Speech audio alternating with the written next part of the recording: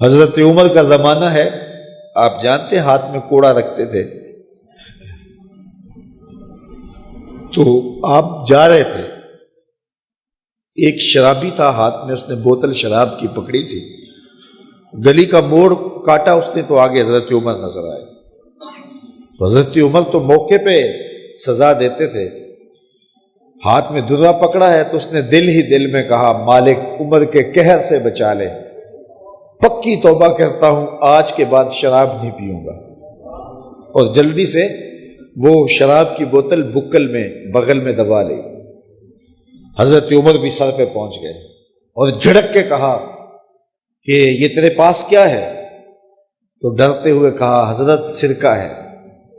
تو عمر سے کہا نکال، تو جب نکالا تو واقعی سرکہ ہو گیا تھا۔ جو رب شراب کو سرکے میں بدلنے پہ قادر ہے، وہ رب گناہوں کو نیکیوں میں بدلنے پہ بھی قادر ہے۔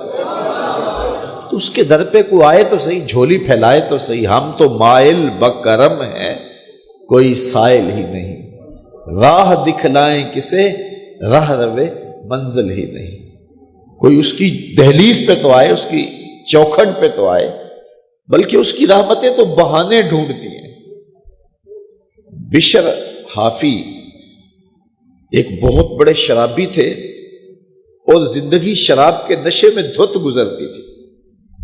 ایک دن گلی سے گزر رہے تھے، کاغذ کا ایک ٹکڑا دیکھا، اس پہ رب کا نام لکھا تھا۔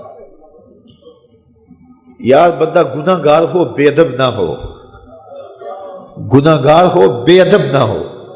تو کاغذ کے ٹکڑے پہ رب کا نام لکھا تھا، اس کو اٹھایا، چوما، صاف کیا، خوشبو لگائی اور اونچی جگہ پہ رکھ دیا کہ یہ میرے رب کا نام ہے، اور شراب پینے پھر میخانے میں چلے گئے۔ وقت کے ولی کو الہام ہوا، جا ڈھونڈ بشر کو اور میرا سلام دے، اور اسے کہہ کہ تیرے رب نے تیرے سارے گناہ معاف کر دیے۔ نکلا، پوچھا بشر کون ہے؟ لوگوں نے کہا وہ تو بہت بڑا شرابی ہے۔ اللہ اکبر۔ گھر پوچھا، کہا وہ شراب خانے میں ہے۔ شراب خانے میں پیچھے چلے گئے۔ وقت کا ولی اللہ شراب خانے کے دروازے پہ دستک دے رہا ہے۔ اندر سے آواز آئی، کون؟ نام بتایا، کہا میں بشر کو ملنا چاہتا ہوں۔ کہا وہ تو نشے میں دھت پڑا ہے۔ ساقی میخانہ نے کہا کہ وہ تو نشے میں دھت پڑا ہے، کہا اسے ملنے آیا ہوں۔ تو اس نے جا کے کہا کہ باہر تیرا کوئی مہمان ہے۔ تو بشر نشے میں ہی ڈولتا ہوا ننگے پاؤں دروازے پہ آیا۔ اللہ کا ولی کھڑا تھا، کہا کہ تیرے رب نے تجھے سلام بھیجا ہے، تو نے اس کے نام کی قدر کی تھی اور اس نے تیرے سارے گناہ معاف کر دیے۔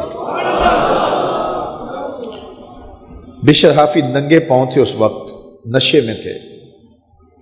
نشہ شراب کا تھا، لیکن رب کا سلام آیا تو یہ نشہ اس سے بھی اوپر تھا۔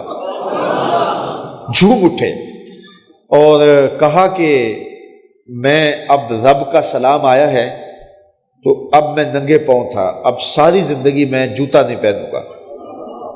عربی میں حافی ننگے پاؤں والے کو کہتے ہیں، تو بشر حافی کو بشر حافی اس لیے کہتے ہیں کہ وہ ساری زندگی پھر برہ نہ پا رہے، انہوں نے کبھی بھی جوتا نہیں پہنا تھا، زندگی بدل گئی، لیکن پاؤں میں جوتے نہیں پہنتے تھے کہ میرے رب کا سندیسہ جب میرے نام آیا تھا، میری جب تقدیر بدلی تھی، میرے رب نے جب مجھے محبت نامہ بھیجا تھا، مجھے سلام بھیجا تھا، پیغام بھیجا تھا، تو میرے پاؤں میں جوتا نہیں تھا۔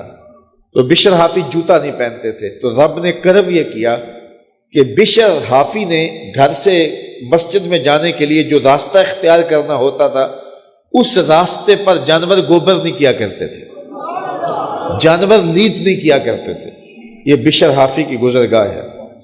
ایک دن ایک شخص آیا تو جس راستے سے بشر حافی گزرتے تھے تو وہاں کسی جانور کا گوبر پڑا ہوا تھا، تو اس نے بلند آواز سے کہا ایھا الناس، لوگوں سن لو، بشر حافی انتقال کر گئے۔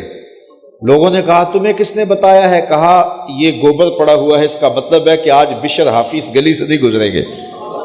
تو جب پتہ کیا گیا تو حضرت بشر حافی کا واقعہ انتقال ہو گیا. کوئی سچی توبہ کرے تو صحیح، کوئی اس کی دہلیز تو آئے تو صحیح. ہم تو مائل بکرم ہیں، کوئی سائل ہی نہیں، راہ دکھلائیں کسے رہ روے منزل ہی نہیں. کوئی جھولی تو پھیلائے وہ تو کریم ہے، اس کی تو رحمتیں آواز دے رہی ہیں، یا ایھا الانسان ما غرک بربک الکریم. او بھاگے ہوئے انسان، آجا پلٹ کے، تیرا رب بڑا کریم ہے.